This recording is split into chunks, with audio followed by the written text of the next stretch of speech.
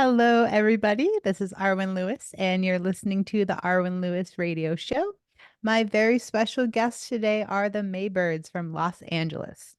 Hey, The Arwen. Maybird, hey guys and gals. The Maybirds is a Los Angeles-based rock band formed in 2022 by George Adrian, Alex Locascio, and Audrey Wiechman. The three crossed paths over the years on various projects, but when they got together for a jam one night, they knew they'd found a special synchronicity and the Maybirds was born. The Maybirds sound is a modern take on 60s pop meets 70s rock and a splash of punk, with driving beats, catchy riffs, and lush harmonies. George Adrian on guitar and vocals. Chicago native George Adrian has been a staple on the LA music scene for many years. After finding success alongside Tyler Bates of Marilyn Manson in film scoring and composing for Psycho Cop 2 and Blue Flame, directed by Cassian Ells, his passion for performing led him to a longtime residency at the world famous Cat Club. George recently accompanied Jerry Cantrell of Alice in Chains on bass for Cantrell's Brighton US and European tour from 2022 to 2023. And George is currently collaborating on a new album with the legendary artist Peter Lewis of Moby Grape. Yay. Alex Locascio on drums and percussion. Alex Locascio is also a Chicago native. Alex's love for music began at age 7 when he started playing the drums. He's a seasoned musician who has worked with a wide variety of artists, including Tears for Fears, Phoenix, and Tori Amos, with Los Angeles-based band Pet, and Audrey Wiechman on bass and vocals. Los Angeles native Audrey Wiechman sang on TV commercials as a child and has been making music ever since. Her recorded vocal credits range from a Disney record, The Lion Sleeps Tonight, on Rhythm of the Pride Lands, to a Rob Zombie record, Educated Horses. Audrey has played bass in many bands over recent decades, including Loaded with Muddy Dutton of the Chris Robinson Brotherhood, and she played bass on Tommy Lee's Methods of Mayhem record, and has an on-screen bass performance in the movie Boogie Nights. Hey. Awesome. Well, hello, you guys. Thank you so much for coming on the show. I'm so excited to talk about your career and your new music that's coming out and been Thanks, released. And Arwen. Yeah, thanks for for having us. having. Absolutely. Yeah. well, I thought we could just kind of start by talking a little bit about the EP. So we're celebrating that your self-titled EP that you're slowly releasing single by single, right? Right. Yeah. And Sanctuary has already been released. Yes. Is that correct? We're And calling then it Boom. cool. And we're going to play Boom in its entirety at the end of the show today. So that's really exciting. Thank you. Thank you for sharing it. And so, yeah, so that's kind of like the background on the EP as far as like what's being released. And I'd love to start too by just spending the majority of the time talking about that. But I'd love to start by asking you all about your evolutions as musicians and artists. So, Audrey, can I start with you? All right. So you've been singing since you were a child. What started you on your journey as a singer and to pursue bass? I come from a very musical family. My mom was a session singer and a solo artist, and my dad was recording engineer and a classical pianist. And so there was just music around the house all the time, and we sang harmonies in the car when we went on road trips. And so yeah, music was just a natural part of life. And I guess I played piano first, then I studied harpsichord in college and guitar as well. And I switched to bass when I went to a jam and there were 20 guitar players and no bass players. And was it pretty natural for you to just pick it up and play, or? Oh, as soon as I picked it up, I went, oh, this is what I'm supposed to be playing. Yeah. Wow. And do you feel like your education in like starting with piano has helped you like build a really like it's classical piano, you said, right? Right. So like do you feel like that kind of started you off like with a really solid foundation to be able to adapt to all these other instruments and Yeah, I think so. I think piano is a really good first instrument for building ear training. because you see all the notes laid out right in front of you. I think guitar is a little bit trickier because there's different positions for the same note. Um, Yeah. yeah, I No liked bending. I was appreciative about learning piano first. And do you feel like your voice, this is something that I haven't asked anybody yet. Do you feel like your voice adapts to different instruments depending on what you're playing? Like, do you feel like your voice shifts depending on what kind of instrument you're playing or what kind of band you're playing in? As far as Yes. like, Yeah, yeah, definitely. I took a I studied classical voice for a while. It's opera um and then switching to rock to sing this kind of stuff really is just like using completely different muscles. It's like arm day versus leg day. I think Yeah. yeah, it's totally different. And it's good. I think it's good to do all of it. It's fun doing all of it. yeah, and you've got such a wide variety of performance credits, which is really cool and impressive too. Um, but yeah, let's talk about Rob Zombie for a second. How was playing with him? It was really fun. Yeah, Yeah. my friend Scott Humphrey was doing the um, writing with him and doing the engineering, and they needed some backup singers. And so I said, "Yeah, of course." I went in, and he was really nice. Everybody was really nice and fun, and me and another girl um, just went the booth, and they told us what to sing, and we just laughed and had a good time, and that was really fun. Sounds like an artistic experience. It was. So cool. Um, and so let's see here. Who are some of your greatest musical influences? Like, do you have anybody that Oh, like me? really, yeah, Audrey, like do you I'm gonna ask all of you that question. Well, definitely Geddy Lee. I grew up listening to Rush and early Rush. I love the progressive rock, and I love the bass as not just a foundation instrument, but also as a melodic instrument. Um, and I think when I started playing with with the gang at college, when I picked up the bass, I found a lot of different new areas to go into, different from what I'd played on guitar before. I think it's Nice. rhythm and melody together, and I enjoy that a lot. And yeah, and you're able to explore that in all these different genres, which is beautiful. Um, and so if for the Maybirds in particular, you're the bass player, you're a harmony singer. Do you write the songs too? Do you all write together, or is it primarily George? No, it's a soup. It literally we none of this is it's all thirds. I mean, it's easy because none of this it's so organic. I don't know if if you're a songwriter and you can sit back in your room and you're writing a song, right? That's a joy. But I really missed and for a while I had a band for like a couple decades that was in, and then I that ended and I was like, well, I really miss I can write songs forever by myself. It's great. But when you write with others, you never know where it's going. It's just like and the magic that happens in the moment is so crazy. I mean, honestly, we'll literally just be throwing a guitar. I don't know, someone could sneeze, you know what I mean? And it's like all of a sudden you hit a wrong chord and like, wait, that's cool. Let's do, and Alex will jump in on it, let's take it there. Or we're Or even like tuning and warming yeah, up, yeah, and yeah. somebody hears something and someone else jumps in with something. It's a lot of fun. Yeah, that's the raddest Yeah. part about being in a place where you make music spontaneously. I think a lot of the bands that I personally grew up and loved, that's how they did it. I was reading an article once that David Bowie would just get in the room, even though he was David Bowie, but apparently his writing process was just jamming. He would Huh. get people to record jams like forever, and then he'd go and pick best pieces. Like, all right, let's put this piece together with that piece. There is something that happens when you just jam. Mhm. That's you get on the spiritual level. I've done that with your dad, Peter Lewis. Like when you just kind of fall away from the noise of every day, and all of a sudden you're doing this thing. And if you look around and whoever you're jamming with is smiling, all right, this is good. Let's do Yeah. some with that, record that, and then we massage it into a song. Nice. And Alex, like as the drummer too, like how does what's your experience like in that soup? Um, to try to be as interesting as possible and not approach things the normal way. Yeah. Yeah.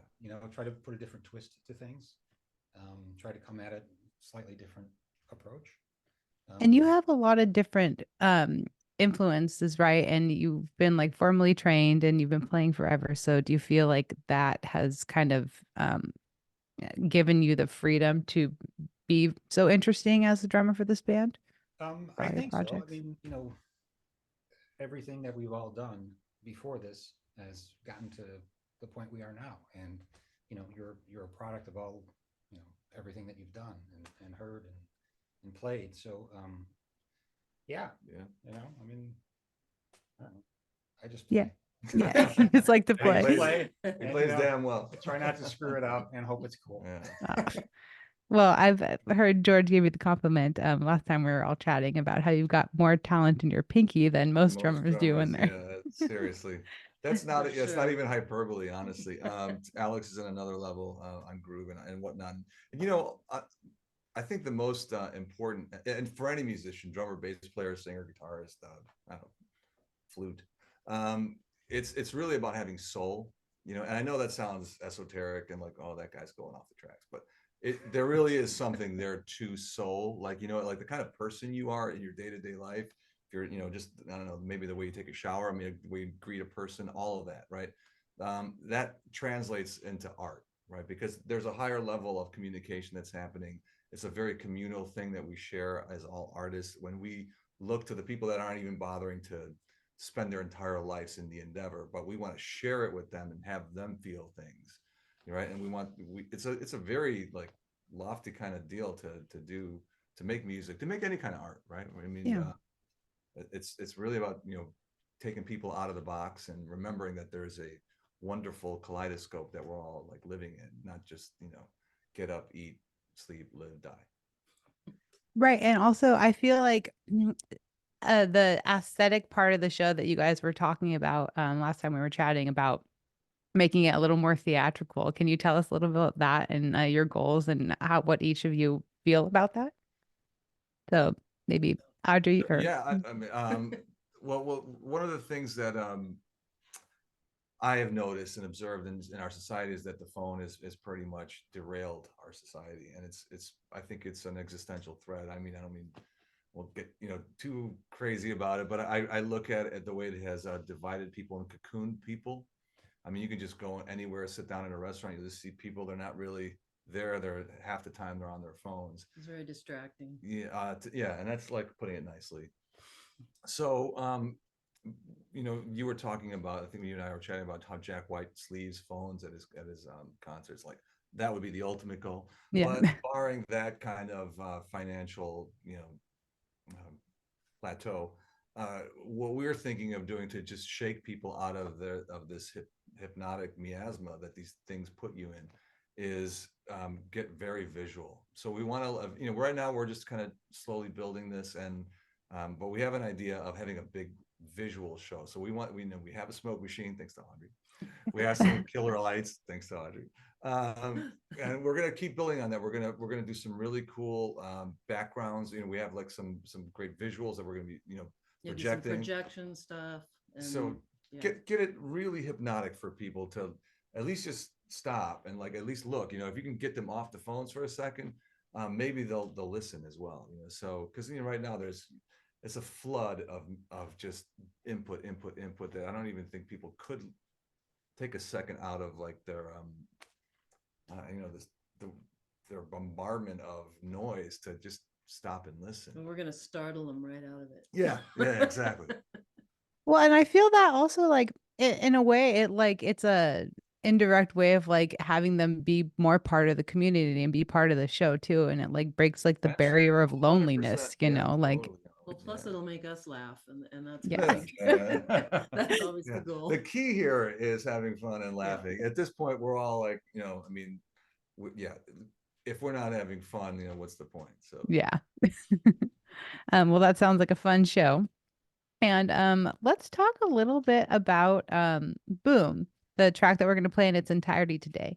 Why Boom for the next one after Sanctuary? I think mainly because it was closest to be mixed. Yeah, it's almost done. we love them all. There's no rhyme or reason to it. I don't even know the alchemy that goes into picking like what to put out, but Every song seems to attract its own little. Right now, these songs were like from our baby stage, and we're Mhm. kind of a baby band, even though during the we formed during while I was on tour a lot, and I'd come back, we would jam, then we'd write a bunch, and as we morphed and we kind of figured out, well, okay, let's figure out how to record this, how to produce this, how to put it out. We built ourselves a little studio. We call it the Nest, and this is our home base. And so we rehearse here, we record here, and we've gotten to a place where we can write, record, release like in a day. So we're really going for we started out like if you listen to Sanctuary, it was but I mean, it would take like a year just to do one song. That was because we went bananas, right? Your new band, and Audrey sings like an angel. So she'd just be, she'd walk around and like hum a harmony and like let's add 5 of those. So all of a sudden we got like 60 tracks of Audrey and like, okay, how do we mix this? So it took a minute, but eventually we realized that maybe we don't have to be that bananas, and some of this stuff also feels that we're starting to morph a little bit more, not punk, but just more raw.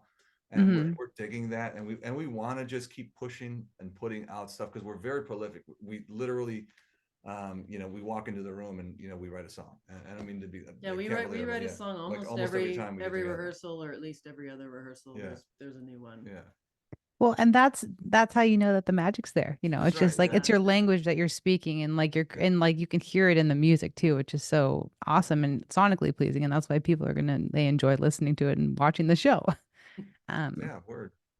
And then also what I want to say, oh yeah, tell us a little bit about like that 60 vocal track background vocals on Sanctuary. So how did you get it to, because it sounds like there are tons of vocals, but like you wouldn't know that there are 60 tracks Well, on there. there's a counterpoint. Yeah. Like in the chorus, there's a counterpoint, and then there's the main melody. Hmm. And between that, and then there's the callbacks. So I don't even know how many we have at least 60. So there's like maybe like 15 on the low end. Then there's a bunch in the middle, like 10 in the middle, and then there's maybe another 6 or 7 or so, and in the high, the stack of the 3, making the chord. Then there's another like 5 or 6 of her on the counterpoint. So it just gets a little bananas, like, well, I don't know if we need it, but it sounds like a massive choir when you solo it. I mean, it's cool. Yeah, we're laughing. There's no way we could do that. No, we live. can't do it got live. 2 vocals. Yeah, so we're gonna have to hire a choir. Literally, yeah. That might be something to consider. Yeah. Part of the spectacle. We just went from a 3-piece to 30, but yeah. Yeah, that's cool. And then also, I just thought, I was like, that would be a cool thing to hear, like a hidden track, like at the end of your EP or something, like just the vocals or something. Oh, hey, not a bad That idea. is a cool idea. Arwen and production credit.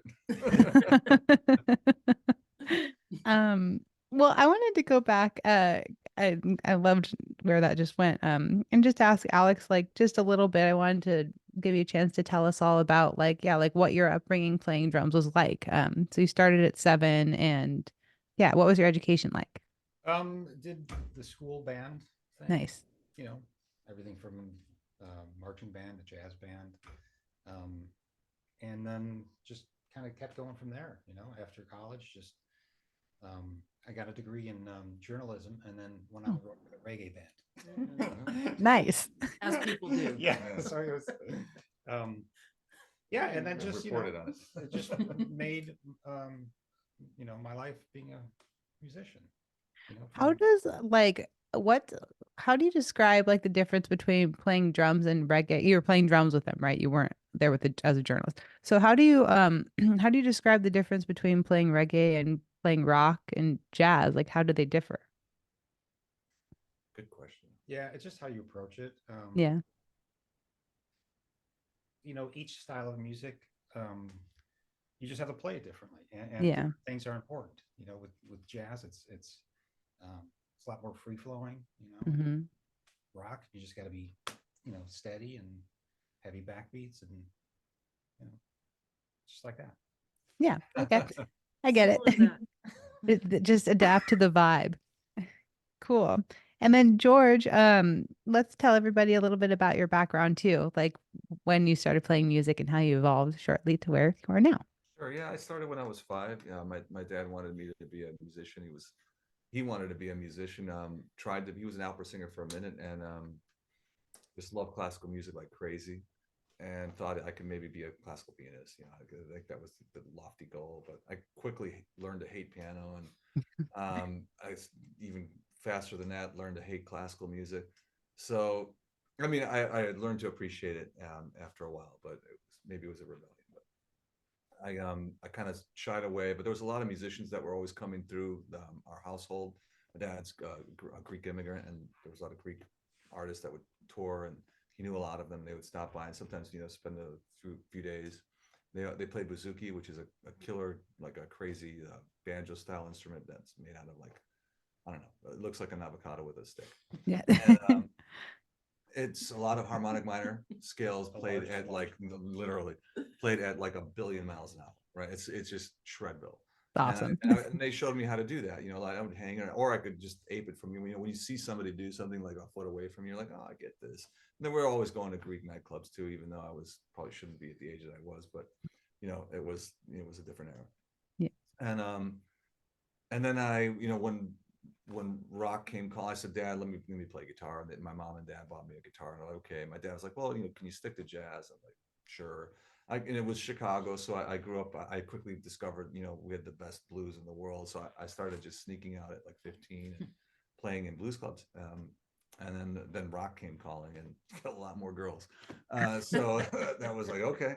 And at the time, it was like, guitar pyrotechnics were kind of cool, and it was just easy to translate doing the stuff on bouzouki to shredding. Yeah. And then but I was always a singer song. I was literally from the day I could remember. I was always into poetry. I know it sounds dorky, but I would read a lot. I read a lot of, and I was also my parents put me into martial arts, so I got into Taoist poetry. I got into real esoteric poetry. I got into that. Then eventually found myself to Dylan and Leonard Cohen, and I tried to emulate that in writing my own stuff, and it was terrible, and then built on terrible, and only got worse. But I always thought that if anything, that was like my true love, is to write songs and write my feelings down, and hopefully I get better every year at it, because we know that's the point. So between that and being able to, I could play guitar, pretty damn well, and I played other instruments, and that's the journey. Oh my God, so much between now and then, but it's been a fun ride. All I know is I found myself here with these guys at the funnest time in life, where you still have, you have like a road ahead. There's still some gas in the tank, but you got so much to look back at. Right. So there's so much fodder in there, so much to like write about. Yeah. And everybody's going to get to hear that now. We're going to run out to break. If you're just tuning in, everyone, my very special guests are the Maybirds. They're a Los Angeles-based rock band, and they've already released a single called Sanctuary that you can look up on any of your favorite digital platforms. And we're going to be playing their upcoming single Boom at the end of the show today, so don't go anywhere. You'll hear that in its entirety. And we're going to take you out to break with their song Glorious Day and bring you back in with Do What You Feel. Please enjoy. We'll be right back.